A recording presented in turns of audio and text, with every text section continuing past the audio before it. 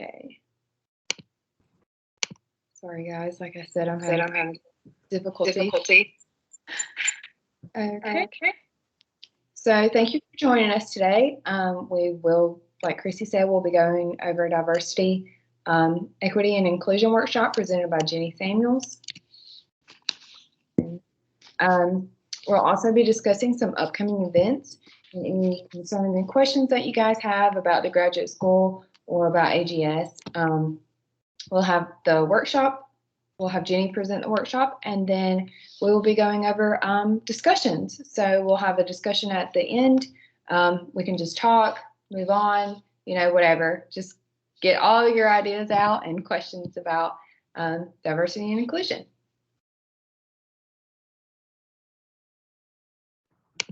And then, Sarah, sorry, can you stay on your screen? Sorry, I meant to. I don't know what's going on with my computer. It's okay. Yeah, Teams is confusing, so I don't blame you. Okay, sorry about that, guys. Like I said, this is the workshop is hosted by the Association of Graduate Students. So we are the association for all grad students try to survive grad school together. I know that Sarah talked about the agenda today. So can you move on to the slide where we talk about the future events? Yes. Thank you. Okay. Can you guys see the upcoming event slide? Yes. Okay, perfect. Thank you for confirming. So with the association with graduate student in November, we will have one workshop, which is the leadership development workshop. Time will be TBD. And then another event is the distress study break event, and it will be by the end of November this semester. And we also have one upcoming fundraising event for the local businesses raffling. Okay, that's it for the upcoming events that we have for the AGS. And now, Sarah, go ahead and ask about the concerning question for our grad students.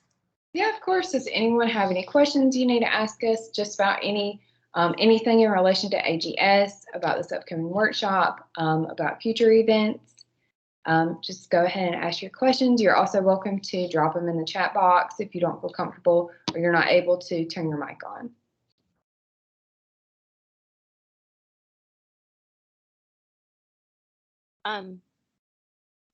Go ahead. I wish that more, I know that all of them cannot be, but I wish that more events like this one, like when they have speakers or something come in, that those could be available online. Because I live in Rome, Georgia, and I'm doing all of my stuff online, and there's things that come up that look really interesting. Yeah. Some things wouldn't lend themselves to that, but a speaker, somebody could probably easily record it. Yes. So just so you know that every workshop that is hosted by the AGS will be virtually. So it's either on Teams or Zoom, but mostly on Teams. And then we always record them so that we can send out to whoever, express interest to join, and then we always send out the recording at the end. So yes, however, we do have one on-campus event, which is a distress event, and I am so sorry that you will be missing that. But yes, it's going to be our first ever like on-campus event after the pandemic. So yeah, we will take pictures and keep you in our mind. Well, I appreciate that. I know that like you all do this, which is fabulous, but I just maybe to drop a little bug in somebody else's ear from another organization or something that does these. It's just an idea. Yeah, no, absolutely. We will try to have make the time to do workshop like this, because like we hosting this, we are learning something else, something new. So yes, we will like take that into consideration and everything. So thank you so much for your comments. Thank you. Is there anybody else have any thoughts or comments?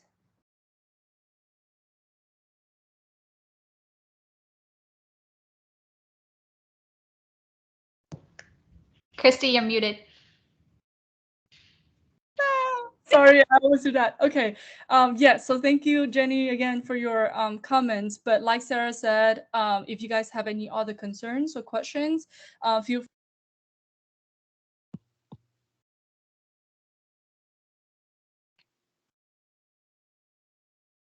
Christy, I think you might be muted again. Oh my goodness. Okay, I'm so sorry. Just keep on going now. It's okay. Yes. So yes, like I said, if any concern, you guys have any concern or question, feel free to put it in the chat box and we'll get back to you.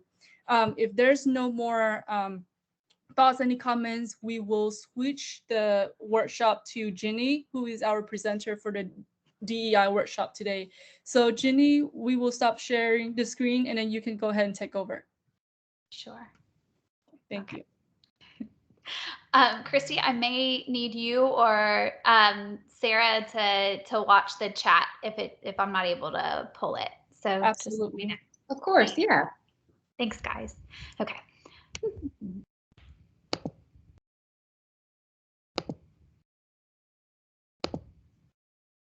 Okay.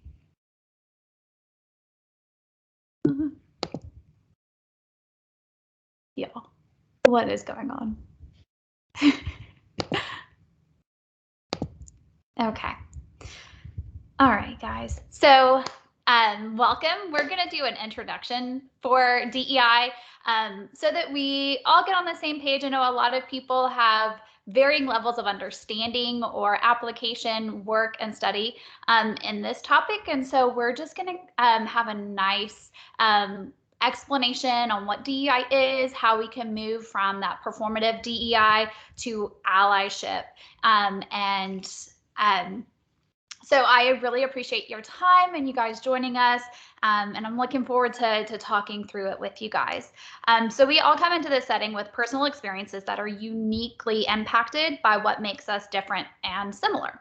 And so I hope that this will be informative and constructive and especially edifying of the delightful differences in people and honoring of human dignity. And my hope is that it will inspire the continued development of not only leadership, but every level of interaction that is key to manifesting thriving human environments, especially in the workplace. So today's objectives are that we will introduce you to DEI or D&I, as you may also see it referred to. We'll talk about performative DEI and allyship, and then why they are important personally, socially, and professionally to you, and how to shift from performative DEI to allyship by recognizing the need for DEI in an organization, how to affect change there. And then we'll do a quick or extended, however long you guys want to talk, workshop discussion so that we can grow together.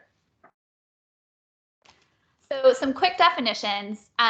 DEI is diversity, equity, and inclusion. If you guys want me to, we can break those down further, but it's something that comes up in a lot of classroom conversations. So I think that we have a pretty good understanding of what diversity, equity, and inclusion should be. Now, performative DEI is the behavior that gives the appearance of intentionality of an organization, but does not translate into the culture of the organization. And then allyship is a title that is given to those who are working to bring change for the marginalized. DEI is massive in scope. So if you think about how many people are not represented in mainstream cultural norms, then that is how big this realm is. I know that I will not be able to address all of it today. And so thank you for your grace if I do not speak on something dear to your heart. And please feel free to hold on to it and bring it up in the discussion section at the end, because love the exchange. Performative DEI is also difficult to know when it has come to an end in an organization, as a lot of people who specialize in this field find. But what we're looking for that indicates that change and that there's a positive, good growth direction is that the organization no longer exhibits the behaviors that only give the appearance, like a mission statement, and then having nothing that translates into culture, such as policies that guarantee that that mission is going to be attained. But it's also really, really important to emphasize with allyship that this is not something that you claim for yourself. It's aspiration. It's something that you're working towards, that you are trying to work on others' behalf. You use your opportunity for speaking to benefit others. And so over the next 3 slides, we're going to talk about why DEI is important to you as a person on 3 levels: your human, your social, or your professional or organizational level. So the first one is that it's important on the human individual level. The world is a very big place and it's not as American centric as we tend to think it is. So it's really important that we continue to expand our circles to those that don't look, vote, or live like you. So be very curious, be informed, be effective in the environment that you're getting to be a part of. You may find that you start to change by encountering and opening yourself to other people and their experiences. Using active listening so that you can really absorb other people's experience. Relatability, empathy, and interpersonal skills will grow. And those are excellent for your personal, your professional, and your social life. It's important on a social level because of how you affect those around you. You can clarify your priorities and communicate knowledgeably. Empathy is key in leadership, and developing that ability is very necessary for social interaction. When we're sensitive to others' experiences, we modify our expectations of others, which creates better responses out of us. We tend to have less regret, less stress. So when we increase our emotional intelligence, there's less social desirability bias in our actions. So, and it's important on our professional level as well. So these are just some examples. It's no means the limit of the list, but these are ways that that you're going to see on a professional level when policies are put into place, if the environment is conducive to all peoples. And so some of the things that you may see are some policies such as, you know, it's been in the news quite a bit, grooming standards for those for the military have changed significantly in the last 1 to 2 years, especially. And so there's a lot of discussion about that. What is professionalism versus what is, you know, necessary for inclusivity? Pronoun preferences. You're going to see people denoting their preferences in their signature blocks. You're going to see it on social media. There's professional networking sites, as well as in professional environment. I've seen it in plenty of people's signature blocks, their preference, so that, you know, that becomes normalized. Specifically in our university setting, there's a lot of resources to equip ourselves with knowledge and to advocate. So accessibility office, if you need equal access and raising awareness that, you know, maybe people didn't realize that there was some way that you were not being included. So accessibility office is a key element in making sure that your education experience is valued and valuable. Like your input is necessary as well. So then you've got the Office of Student Diversity and Inclusion, the Diversity Inclusion Task Force, and then HR EOD, which is the Employee and Organizational Development Trainings. They put out quite a bit of resources for us. So there are just a few ways on the slide that we can change our current work experiences to impact the environment of our professional space. So the goal is to allow the room for the dialogue and appreciating the individuals and their professional contributions. So moving on to issues that signal that DEI is needed and that organizational awareness needs to take place. So you can see it in hiring practices. If you see homogenous like leadership, if you see tokenism practices, I think a lot of us are familiar now with the need for diversity. That's been something that has been a very word for a while. And so, we're like, oh, well, it's diverse, it's inclusive, it's like, and, so there could be some tokenism, ageism, ableism, microaggressions that are upheld in that business culture. So microaggressions could be the email addresses of prior identities of individuals that are generated by organizations that are not changed when an employee begins to use a new name, or insensitive questions that are allowed in public spaces or phrases used. Or there's just not representation. Ableism and ageism could be exclusionary in their benefits that are offered, not covering pre-existing conditions, family planning resources, not recognizing non-heteronormative, like long-term relationship statuses, things like that. And then organizations are also starting to say that they want to employ the whole person. And with that, you have you have discussion that's going on in organizations as far as being family oriented to support. So you have conversations about, is there going to be on-site childcare, changing tables in the men's restroom as well as the women's restroom, family restrooms, having designated and clean spaces for breastfeeding and pumping rooms. These are just a handful of the fun things that organizations get to navigate when you start looking at creating environments that are more inclusive. But when you do this, you bring that whole professional offering, and it can broaden your talent pool, and it is something that's absolutely necessary. So from that, impacting change through influence. And so on our individual level, we endeavor to advocate for others, and that happens at all levels, which would be our allyship. These are our spheres of influence. And so on the individual level, we're working towards allyship, right? And then in the middle section, that's that management and department leads. Now, a lot of us are grad students, and so we are striving for not coming in at an entry-level position or staying in an entry-level position, right? We have extended to be in our academic pursuits to come into more of a middle management, department lead, more of a leadership role. And so this role is like a liaison role in that organization, because the organization relies on that management to identify talent for that development pipeline, but employees also need them to operate as an ally and a sponsor and manage that workflow demand, as well as push policy and environment concerns for that organization.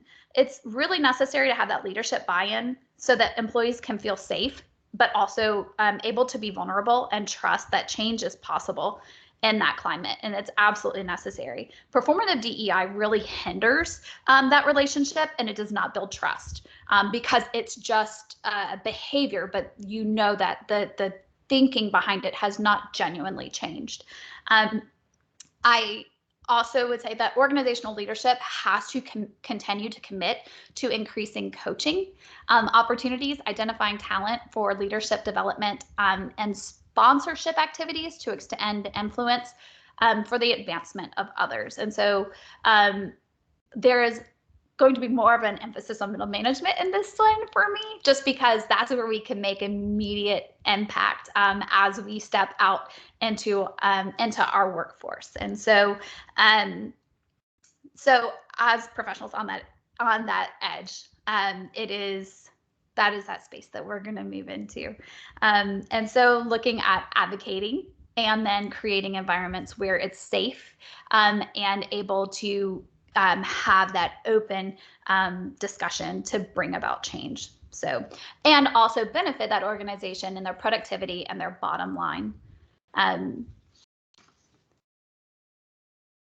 Then there's some other related topics that I'm not going to go into just to keep it focused on DEI, but these are so important for people to have an understanding. So some of them, adaptability and resilience, social justice, systematic racism, and racial reconciliation, and safe spaces. I am going to pause on that one because that's one that everyone can get involved with.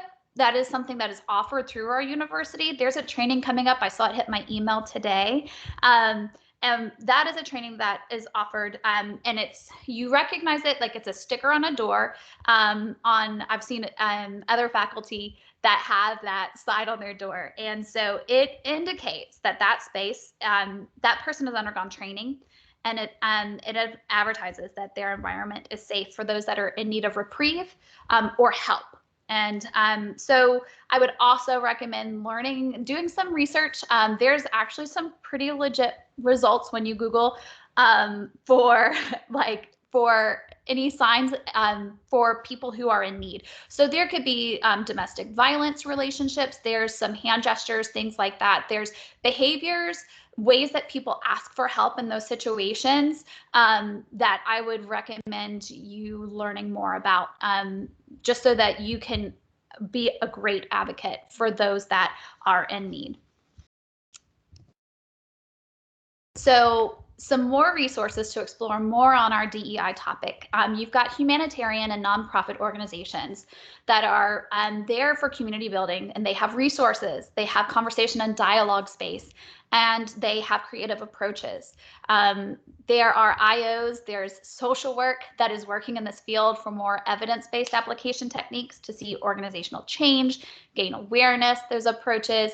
You see those resources. I put my IO like professional resources, but I'm sure that there are plenty more for social work. I have had the opportunity to get to go to conference for domestic violence and things like that. Like, there's so many people who have such a passion for advocating for those in need. And this one is just specifically in a workplace, but they all overlap so beautifully. And then for most of us, we do have access to GA trainings. If you don't, I apologize, but these are some great resources that we do have, and it's available through my VSU. So there's employee development, and then there's Precipio. And I don't know if you guys have looked through those trainings, but there's so many. And then the employee development trainings, they do very, very regularly. I know that there's like a handful of them, like 1 or 2 even going on tomorrow. So they have quite a bit. So there's safe space training coming up. And then, unlearning and DEI, which is the employee training. So that's the next like DEI if you really want to grow more in this topic.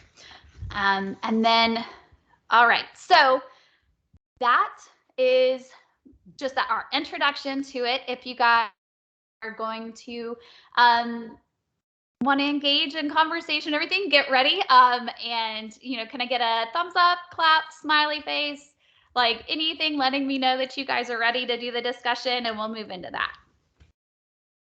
Howdy ho, howdy ho. Thanks, guys. Okay, so if you had questions or anything that came up that you wanted to also talk about, if there's something that's really, really close to your heart that you are involved in and you want others to know, please have the opportunity to speak about it. But I generated some questions for us just to have a good conversation. So let's just jump into that. So how can we create space for dialogue? Do we have those common goals? I want you guys to feel like this is your workshop because you chose to attend it. And so please use this time to exchange your thoughts and inspire one another with what you already know, you experience, and you research, or ask what you want to know more about. So how can we create that space for dialogue? And do we have common goals?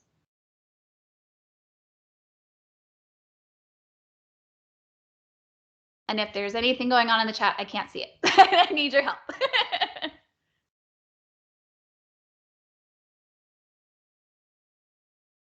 So common goals can be within the organization or people that are committed to DEI work. So what does that look like to you? Or what are your goals?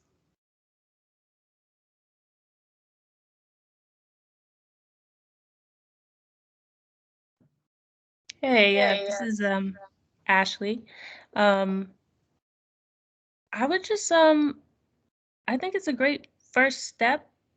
I just want people to feel like they can be in a place where they can be comfortable. As a Black woman, I know a lot of people sometimes that I come across, they're just scared to have that conversation. And sometimes people are unwilling, but I'm always happy. Like, if you know me, and you want to know something about, maybe like the Black experience or something like that. Like I'll say, like, for example, a couple months ago, about a year ago, my family, they live in a predominantly, well, all white. They're the only Black people in their neighborhood. And their next door neighbor invited us all over for dinner. And we had already known them, they're just so pleasant, and we had always talked, and they just invited us over for dinner specifically to talk about like race and what we experienced. And they just wanted to just talk about it. And I was like, yes. And it was amazing. It's really a story I share with a lot of people, because it is scary, especially, it's uncomfortable at first, but taking that first step, and just asking and wanting to be willing to just talk about it. And it's okay. And, if it's, yeah, I think that's, you really can't progress when people don't want to talk about it, or because it's so uncomfortable that they're scared, or they have that one conversation and it was just so uncomfortable they don't want to have it again. But I think that's the biggest thing, to keep having it again and again, but mostly to be in a place to just let people know, maybe giving signals that it's okay, and it's a safe place here. We're not here to judge.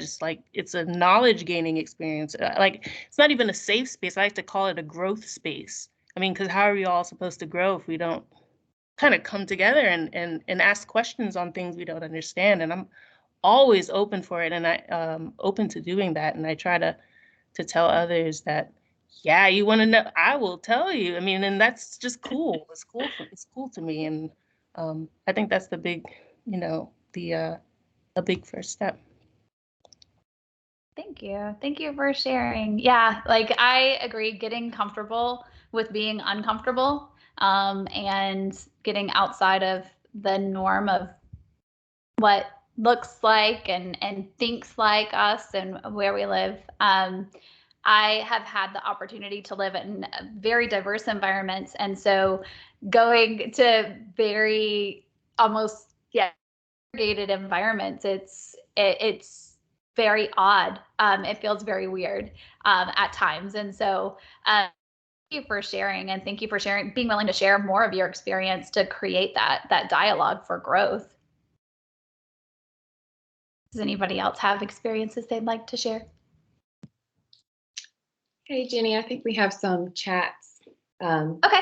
Someone mentioned creating a space for dialogue, asking genuine questions, and then carrying myself in a way that welcomes interaction. Those were 2 comments made in the chat. Yeah.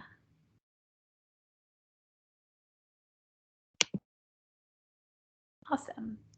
Well, thank you guys for jumping in and sharing. It's inspiring to me to hear how other people want to engage with this type of work. There's plenty of things to be done. Lots of work and a lot of correction. So, moving from that, how do we confront conscious or unconscious biases? If you guys have a preference on which one you want to talk about, or we can talk about both, go for it. How do we confront those? Have you experienced a positive outcome from an employer's intervention, or what was their approach if you've dealt with that in a workplace, or if you've dealt with it in a social institutional setting?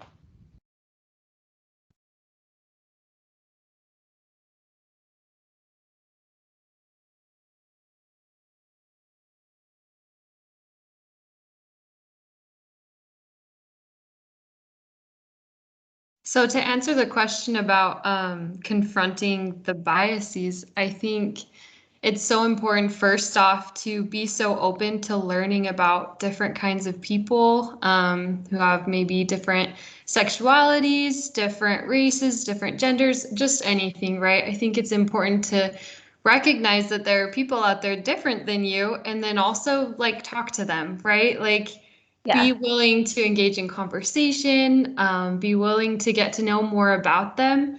And then also, I've had to like notice in myself, like sometimes when I think something that's maybe like ageist or just something that even is maybe sexist, right?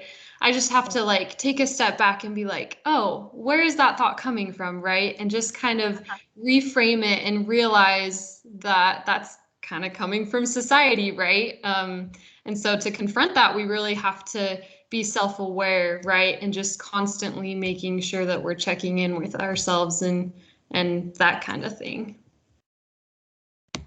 Absolutely. Thank you. Thank you for sharing that.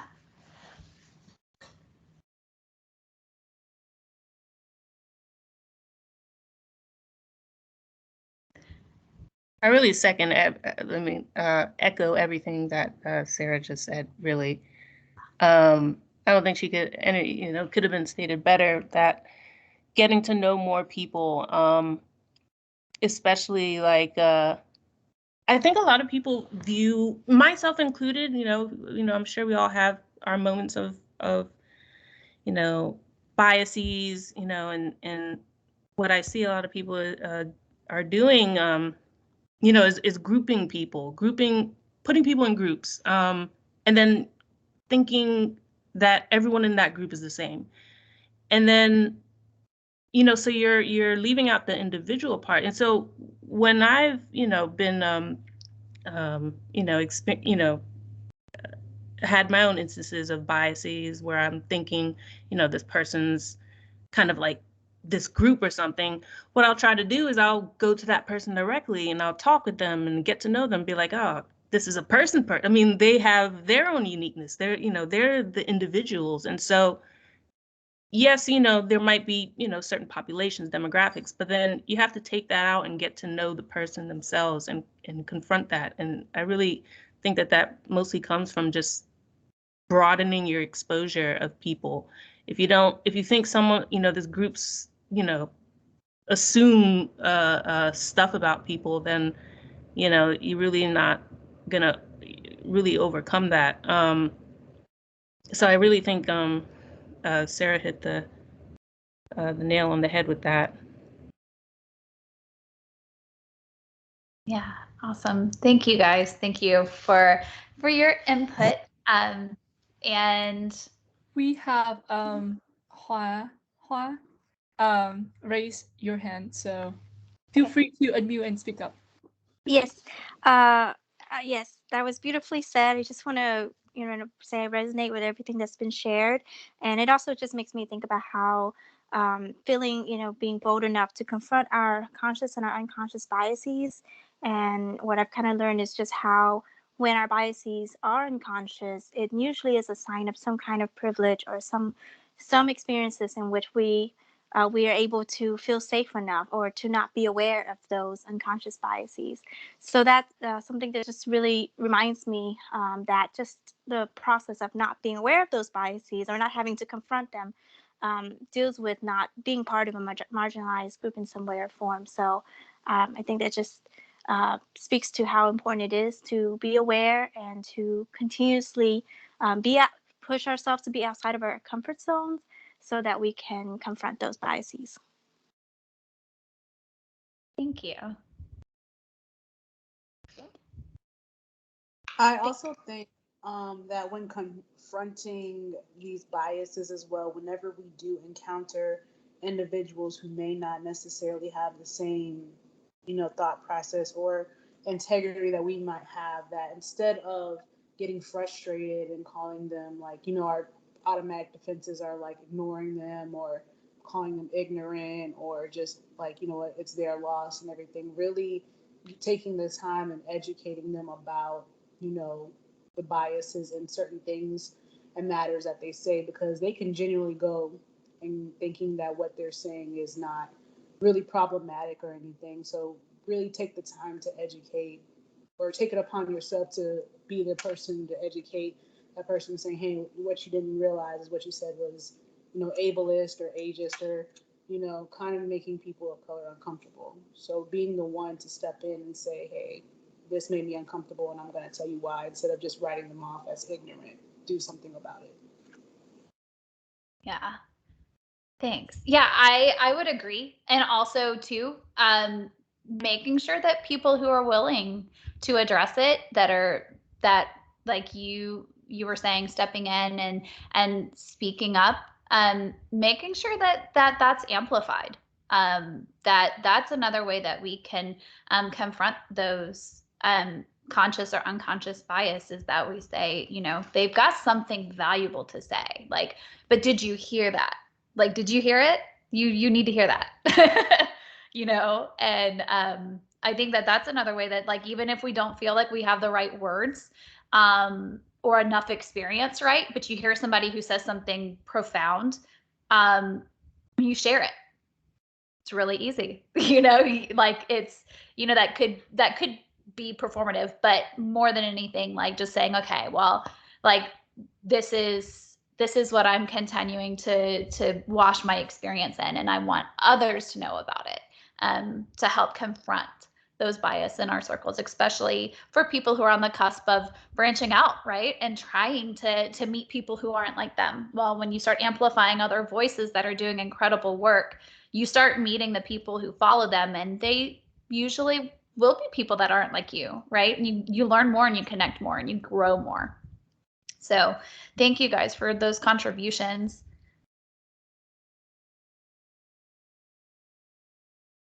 I do have a quick comment on both those shares, that it's a very, it might be outside of the scope of this workshop, but you know, sometimes you might have to consider other factors. So on one hand, I do like what you said, Jenny, about you know, especially like if you're in a circle, like a group of people, and maybe someone is saying something that's, you know, very biased or stereotypical or just kind of not right. I think one of the most important things that someone can do is call out someone in their own group, especially if they know that that's a problem. But I do think that I've had plenty of experiences where at this point, sometimes I'm just tired of always the burden of explanation has to be on me, where I'm like maybe the only Black person in an entire room. Something very insensitive is said. And I'm going back to this one experience because I knew half the class knew that something insensitive, racially insensitive, was being said. And one person said, "Hey, isn't this insensitive?" And so, but no one spoke. Like, and I'm the only Black person in the room. And I'm like thinking to myself, do I really have to call out? Do I have to say something again? Why does it always have to be me? And what would have really helped, I think, in that situation was someone who knew that that was insensitive to confront, to speak out, and to confront the people in their group and be like, hey, this isn't right. Let's go on to another topic or something like that. So I do believe that it is good to sometimes, if someone maybe genuinely doesn't know what they're saying is probably considered bias. Like if someone calls me, says, "Oh, you're articulate," you know, sometimes, you know, it depends on the situation. Sometimes I might call them out. Sometimes I'm just tired. It's just like, especially, you know, and I think a lot of that does go back to what Sarah was saying about, you know, that person has to also come to a point where they're okay to, they become aware that maybe what they said, or maybe they're willing to address it internally. Because I can call out someone, you know, over and over, and if they don't care, then it's just exhausting for me, and like, what's the point? So that's a very, again, it might be outside the, it's very complex, and it might be outside of the scope of this workshop, but I guess I just wanted to share that. Hey, Can Don. I add? Sorry, can you guys hear me? Yes, go ahead. Oh, I'm sorry. I was like talking in front of my computer. I had to log off and log back on because I was talking in front of my computer to myself because I realized my mic was busted. So sorry. But anyways, you know, just kind of going back to how to confront unconscious biases. So as a Black man, we're kind of seen as unapproachable. So most people will not really come up and talk to us just because we are maybe just generally viewed as this angry Black man. We don't want to talk to anybody. We just keep to ourselves. And I think that's a really big struggle in my workplace because most of the time I would have to go up and talk to people just to let them know I'm not going to hurt them. But it's like, it gets tiring after a while. I shouldn't have to really assert myself, force interaction just to let these people know like they can be comfortable around me. Or rather somebody just come up to me and just start a conversation with me, but that rarely ever happens. So just me being a black man in like a predominantly white, company, it's a little bit. I'm not gonna lie, it's a little bit frustrating because especially if we're working on a project, I'm in a group full of non-black people. They're not gonna make eye contact with me, even though they should be. If I'm lead point on the project, they're probably sitting there talking to my coworker when they should probably be talking to me about a certain subject that I'm working on. Like we're conversating, and you're gonna probably make eye contact and talk to the person you're most comfortable with, but you're not gonna pay attention to me though, if that makes sense. So sometimes I just don't confront those unconscious biases. Sometimes I just kind of wait and see until they feel comfortable to talk to me and know that their perception or stereotypical perception of me is just wrong. Yeah. Thank you guys for sharing your experiences on that. I really appreciate you guys sharing and feeling safe, being able to share that here. Would you think that it's the responsibility of management or leadership to deal with those types of situations, to make sure that people feel like they're heard, or is it the individual's responsibility? If you guys, Sorry, but it kind of falls on both, to be honest, to be responsible. Because regardless, we're gonna have to we have to, in order for them to listen, we have to speak up. Mhm. So, we speak on these issues to management, and they listen to us, and they actually, move to implement this change. Then, we're basically working together on that, and to maintain that culture. It's very hard when you tell your manager that you want to increase diversity in the office. Most of the time, if it becomes a problem legally, then they would have to increase that diversity to meet a quota. But then sometimes you have the glass ceiling effect. I think that's what it's called, and there's just no growth in the company for like minorities and women. So that becomes an issue.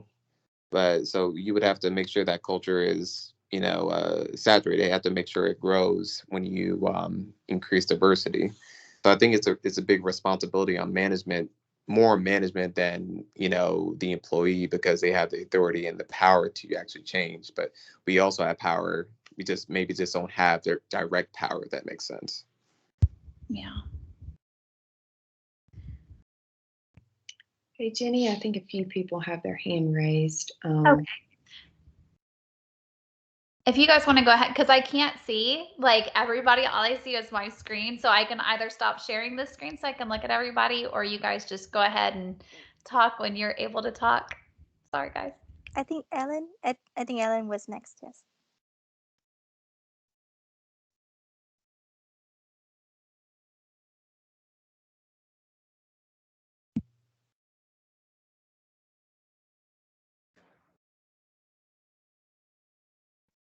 Ellen, are you still here?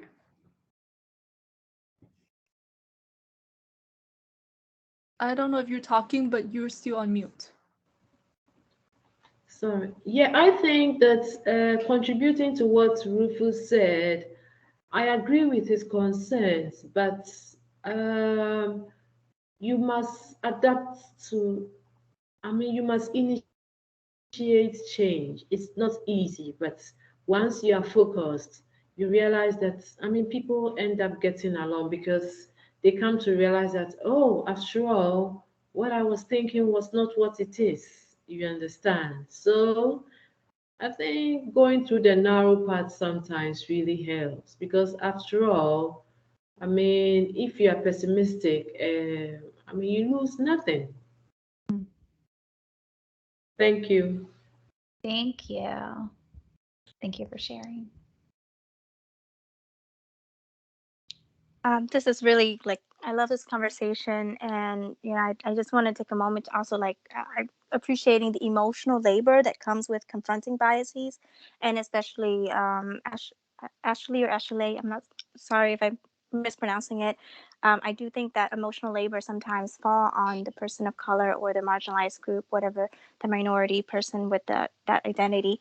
But thinking about how that emotional labor part that's part of it to share in that to because there's so much good films and resources and all the things that Ginny shared too.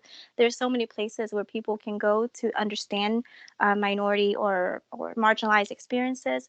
So there are if people seek those experiences, sometimes it doesn't always have to be on the person of color to educate other people and to point people to look to those resources to broaden their understanding of things and to address and confront their biases. I just quickly want to add to that something that I've been really loving to learn about is the idea of inviting in rather than calling out, because sometimes calling out has that sort of puts the responsibility on the other person to recognize the hurt and to have to call it out or call attention to it. That sometimes maybe it's on the onus of the person who is not as aware or is not as knowledgeable. What are they willing to invite in some discomfort or to invite in different perspectives that they haven't explored before? So just want to contribute that. Thank you. That is fantastic. Yes. I would love to learn more and more about that approach. I've heard a little bit of different dialogue approaches, and that one I really like that one a lot. I want to learn more.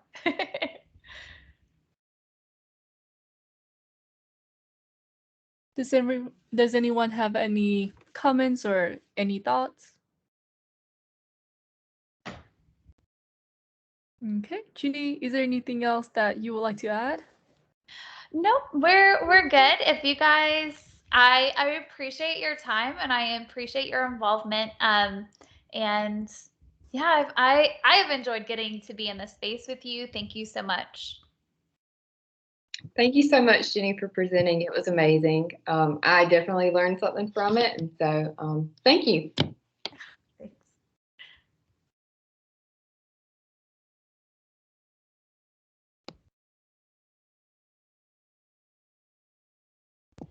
Speaker, Christy, you're silent. Why do I keep doing that? Okay. We are wrapping up the workshop right now, so let me quickly share my screen, and you guys are good to go, but I need to figure out how to share the screen.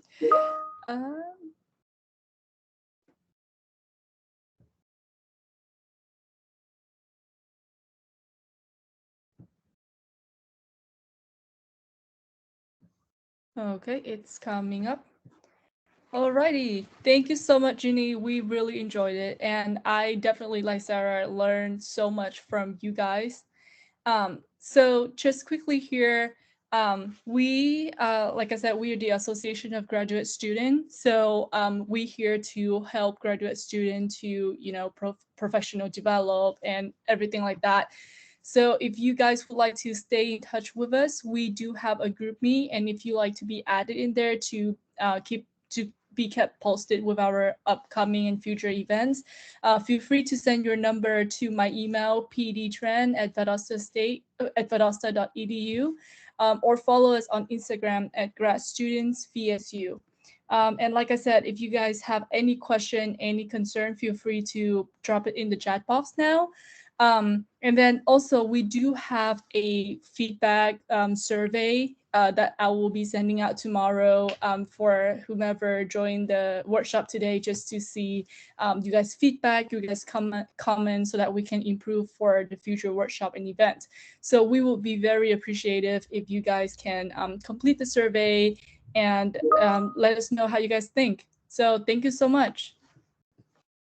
Thank you, everyone, for participating and just listening in. I know this time of the year is when everything starts getting busy, and so we really appreciate you coming out this Monday just to listen and learn. So I hope everyone has a great evening. Thank you for having this. Thank you. Thank you for joining.